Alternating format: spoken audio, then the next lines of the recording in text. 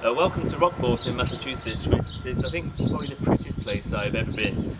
It is a town where every house is beautiful, and it makes me think that maybe there's something wrong with me, because when I'm in a town like this, I realise I really want to live in an environment where all the architecture is perfect. And here, the 18th century architecture looks like it's 18th century, the 19th century architecture looks like it's from that period, and the 20th century architecture looks very pretty as well. Perhaps the mistake, I think, in this town is that the 20th century architecture and the 21st century looks like it's 19th century, so there's a bit of fakery going on the street.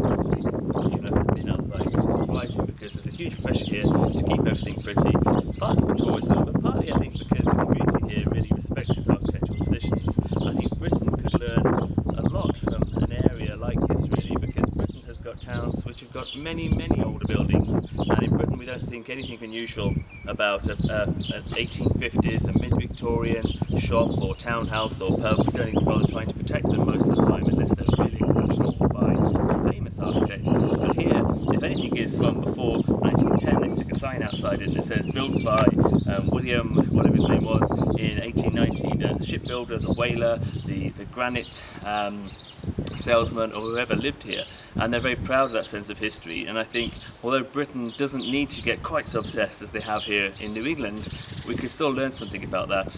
And here you don't see any plastic windows or plastic doors, and all the new windows going in are all the correct proportions according to Georgian or Victorian design, and people want that. That's actually what they want to put into their houses. It's not because some government agency is telling them they have to have the right kind of window and they should use the right colour paint or the right kind of paint. They're doing it because doing that creates their connection with the community and gives them their sense of place, which is what I love.